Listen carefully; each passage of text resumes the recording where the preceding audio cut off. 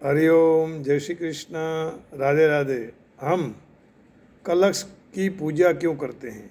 कलश की पूजा हर समय में, हर पूजा के समय की जाती है। मिट्टी का और पित्तल का या तांबे का कलश जल से भरा हुआ होता है।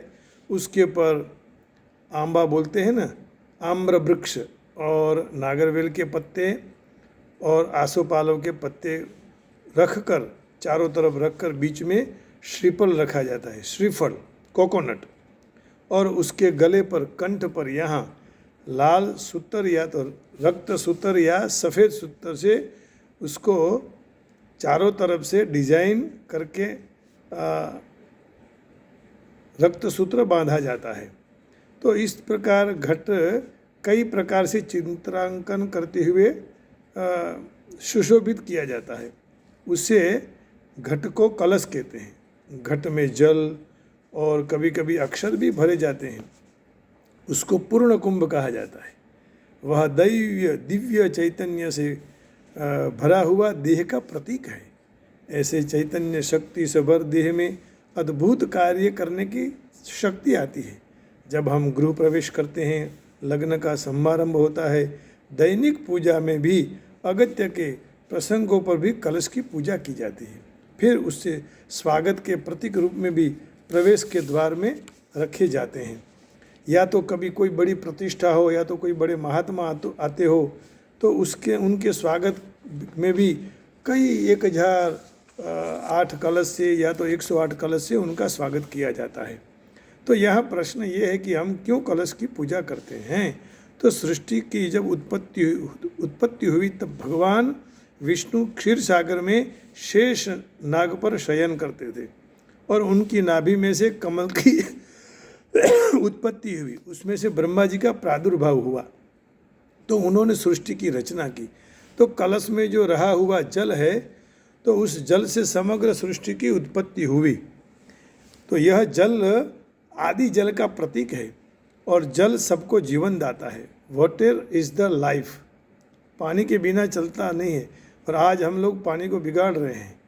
तो कलश की पूजा करने से ये भी हमें समझना चाहिए कि पानी का दुरुपयोग नहीं होना चाहिए। तो सारे विश्व में रहती सब जड़ और चेतन वस्तुएं, विश्व में जो कुछ भी कहीं भी मंगलमय है वह कलश से ही है। ऐसी अनेक नाम रूपात्मक वस्तुओं का सर्जनात्मक क्षमता उसमें जल में है। आम्रपान, आसोपालव के पान और नागरवेल के पत्ते और श्रीफल सृष्टि का प्रतीक है। और कलश के चारों तरफ बंधा हुआ सूत्र जगत के सर्व जीवों को संकलित करता है और प्रेम का प्रतीक है। इसलिए तो गांठ बांधी जाती है ना, प्रेम के लिए गांठ बांधी जाती है। तो इसलिए कलश को मंगलकारी गिनकर उसकी पूजा होती है। तो सारे पवित्र नदियों का जल और सब वेदों का ज्ञान और सारे देवताओं का आशीर्वाद का कलश में आवाहन किया जाता है। इसलिए हमारे शास्त्र में सब लोग बोलते हैं ना, कलशस्य मुखे विष्णु कंठे रुद्र समाश्रिता मूले तत्र स्थितो ब्रह्मा मध्ये मातृगण स्मृता कुक्षौ तु सागरा सर्वे सप्तद्वीपा वसुंधरा ऋग्वेदोऽथ यजुर्वेदः सामवेदो यथर्वणः अंगैश्च सहिता सर्वे कलशन्तु समाश्रिताः अत्र गायत्री सावित्री शांति पुष्टिकरी तथा आयान्तु देवपूजार्थं दुरितक्षयकारकः गंगे च यमुने चैव गोदावरी सरस्वती नर्मदे सिंधु कावेरी जलेस्मिन् सन्निधिं कुरु सर्वे समुद्राः सरितः तीर्थानि जलदा नदाः आयान्तु मम शान्त्यर्थं दुरितक्षयकारकाः। माने इस कलश में सब देवताओं का आह्वान किया जाता है और इसीलिए अभिषेक, सारे प्रकार की पूजा और विधि में उस जल का उपयोग होता है। सबको उसमें बुलाते हैं, सबका आह्वान होता है, उससे आशीर्वाद मिलता है।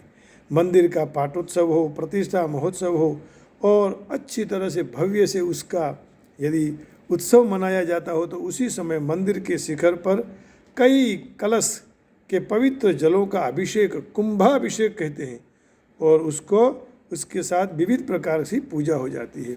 जब देव और असुर इन दोनों का समुद्र मंथन हुआ था तो उसी समय अमृत कुंभ लेकर भगवान प्रकट हुए थे।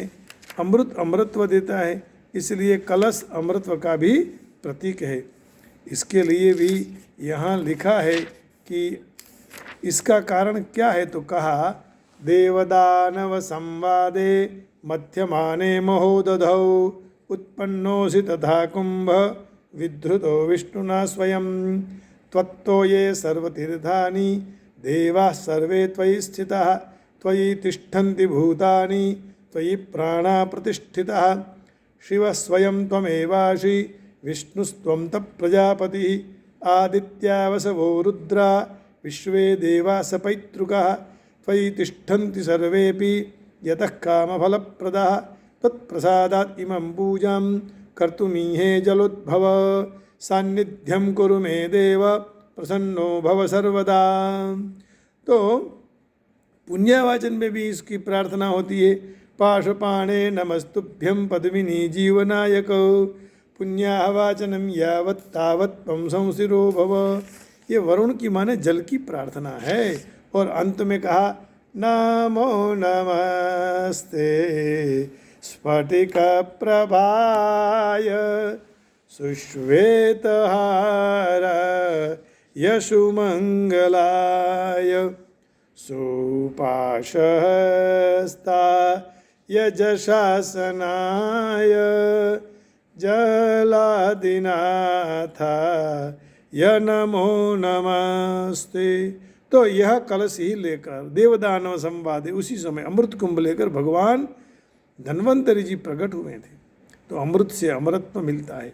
ज्ञानी पुरुष पूर्ण होते हैं क्योंकि वे पूर्णत्व के वो परिचित हैं और वे प्रेम और आनंद से उभराते हैं, उल्लसित होते हैं, मांगल्य के प्रतीक हैं। उनकी महानता के आदर देते हुए उनको सम्मानपूर्ण सत्कार के रूप में हम उनका पूर्ण कुंभ से भावपूर्ण अभिवादन करते हैं। तो इसलिए कलश की पूजा की जाती है। बहुत हमने इसके कारण समझे। तो जरूर अपने घर में कोई एक तांबे का कलश रख लीजिएगा, पित्तल का हो तो पित्तल का, और कोई मिट्टी का मिल जाए तो मिट्टी का। जैसी अपनी शक्ति है उस तरफ से आप कलश को लाकर मंदिर में जरूर एक कलश रखिएगा और कलश की पूजा करिएगा। इससे जरूर भगवान प्रसन्न होंगे क्योंकि इस कलश में सारे देवताओं का आह्वान होता है। इसके बारे में हमने जान लिया। बस आज इतना ही कहकर आप सबके चरण में प्रणाम करके वाणी को विराम देता हूँ। जय श्री कृष्ण, राधे राधे, हरि ओम।